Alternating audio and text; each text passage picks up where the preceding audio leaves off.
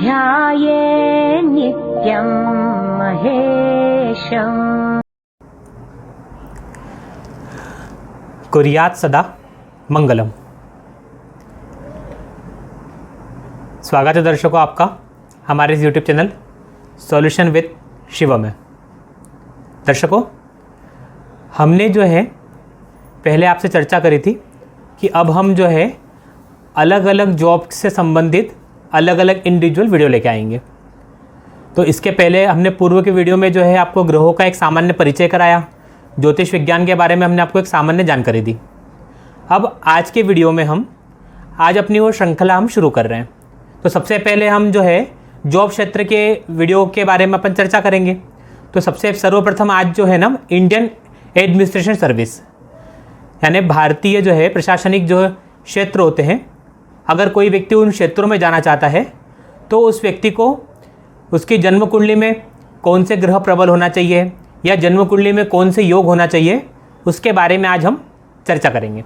लेकिन यह वीडियो आप अगर पहली बार देख रहे हो तो इसके लिए आप है ना, अभी हम अपने वीडियो के लिंक में आपको जो है डिस्क्रिप्शन में एक लिंक भेज देंगे, तो आप उसको जा कर के पहले उस वीडियो को भी देख लें, ताकि आपको जो है मतलब ज्योतिष का सामान्य परिचय हो जाए, ग्रहों की स्थिति के बारे में पता चल जाए, तो उसके बाद में आप ये वीडियो और अच्छे तरीके से समझ सकते हैं। तो अब हम शुरू करते हैं।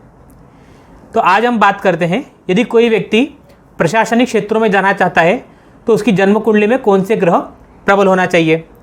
तो सबसे पहले देखिए, नवग्रहों में जो है ना, हर एक ग्रह का एक अपना अपना विशेष पद है। जैसे हमारा जो एडमिनिस्ट्रेशन होता है, हम लोगों का जो एक प्रकार से लोकतंत्र है, उसमें सबकी अलग अलग व्यवस्था दी गई है।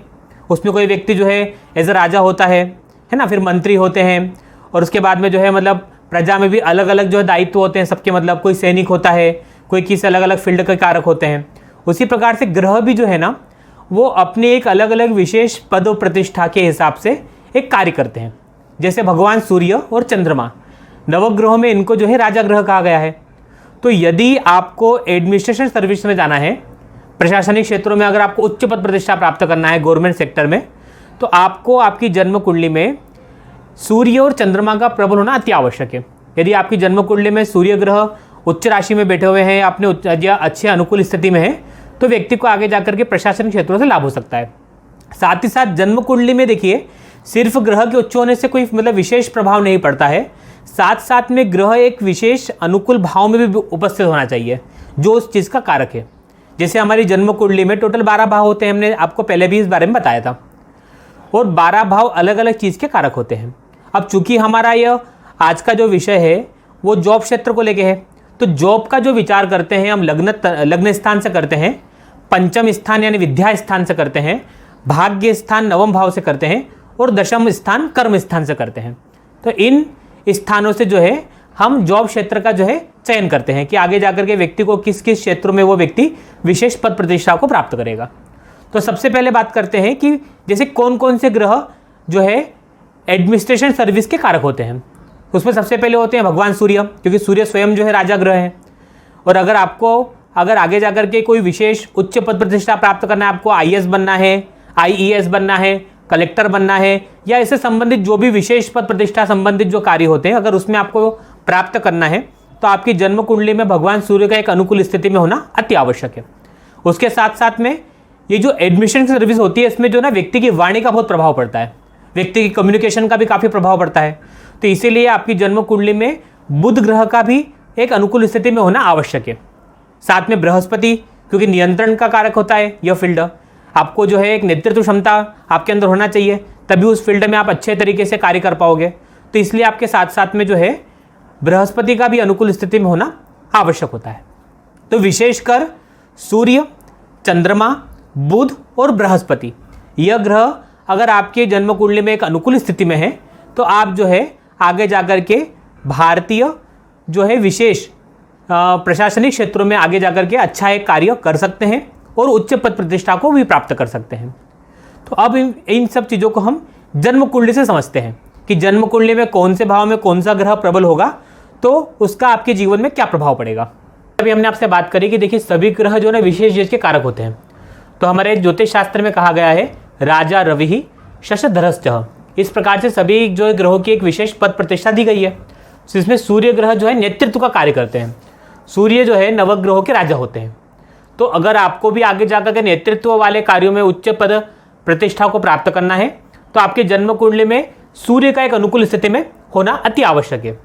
अब हम बात करते हैं जन्म कुंडली के हिसाब से। तो ये देखिए, ये हमारी जो है जन्म कुंडली हो गई, है ना। जन्म कुंडली में टोटल ये 12 स्थान होते हैं, सभी चीज अलग अलग चीज के कारक होते हैं। अब उसमें जो है विशेषकर देखिए लग्न स्थान, साथ में जो है पंचम स्थान, नवम स्थान, भाग्य स्थान, कर्म स्थान, यानी आपके जो है यह जो है ना 4 स्थान अति महत्वपूर्ण है। विशेषकर ये इन 4 स्थानों से आप जो है ना आगे जाकर के जॉब क्षेत्र का या आपके कर्म क्षेत्र का चयन करते हैं कि आपको आगे जाके क्या करना है, जॉब करना है या बिजनेस करना है, उनका निर्धारण अपन इन विशेषकर इन 4 भावों से करेंगे। तो आपकी यदि जन्म कुंडली में जैसे अगर मान लीजिए सूर्य अगर यहां बैठा हुआ है, ठीक है, तो अगर सूर्य जैसे यहां पे अगर बैठा तो सूर्य अगर लग्न स्थान में बैठा है और अगर ये राशि भी अगर मेष राशि हुई तो मेष राशि में क्या सूर्य उच्च राशि का हो जाएगा। साथ में भाग्य स्थान में आपका अगर गुरु बैठा हुआ है, अगर यहां पे अगर हो गया भाग्य स्थान में गुरु बैठ गया तो, और साथ में जो है आपका मतलब जो है सूर्य के साथ में यहां बुध भी बैठ गया।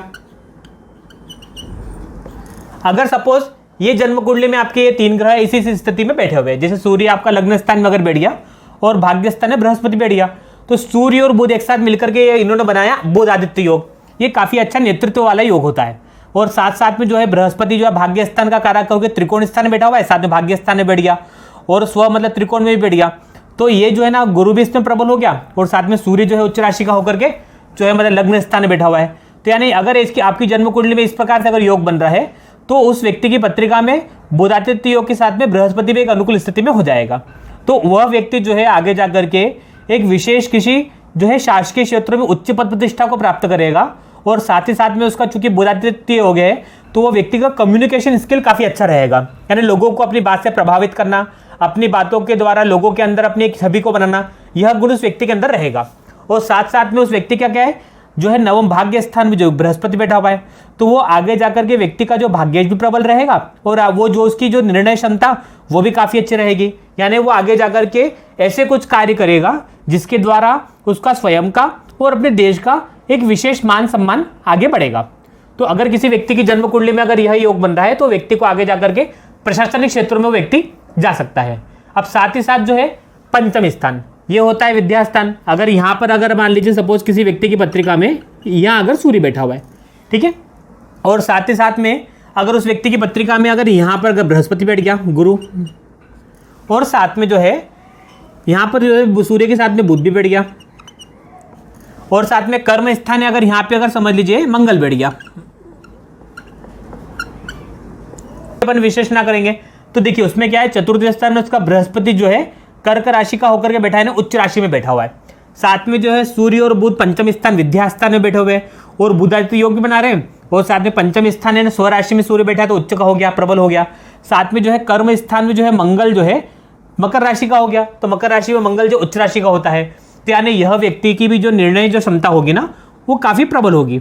आगे जाकर के व्यक्ति उच्च पद प्रतिष्ठा को प्राप्त कर सकता है। साथ में जो है ये विशेषकर शासकीय क्षेत्रों में इसको काफी अच्छा लाभ हो सकता है। और यह जो व्यक्ति जो है आगे जाकर के अपने जीवन में बहुत विशेष अपने कर्मों के द्वारा अपने परिवार अपने देश का मान सम्मान बढ़ा सकता है। यानी यह व्यक्ति स्वभाव से निडर भी होगा और उसकी जो निर्णय क्षमता भी काफी अच्छी रहेगी, साथ में बुद्धिमान भी काफी होगा।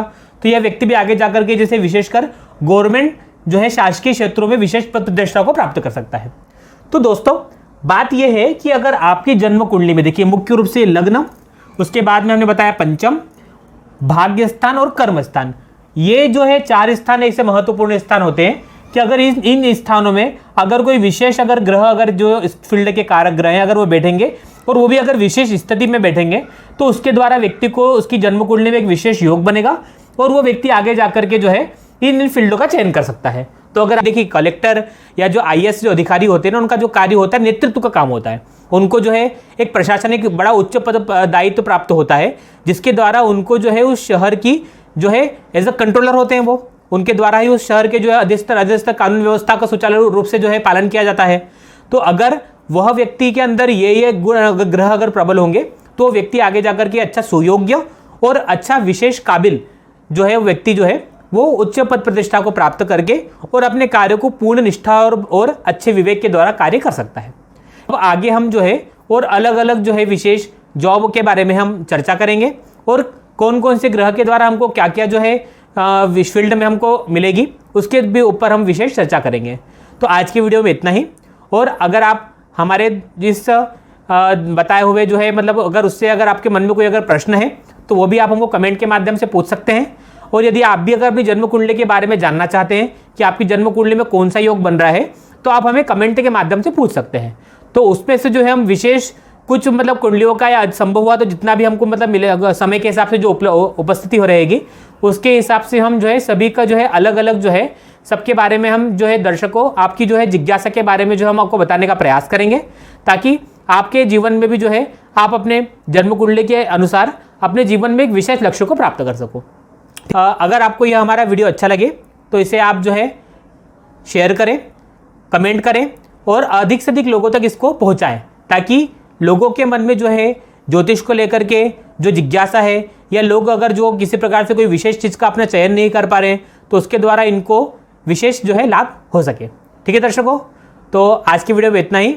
अगले वीडियो में आपको अगले विषय के साथ में मिलते हैं। तब तक के लिए शुभ दिवस, कुर्या सदा मंगलम।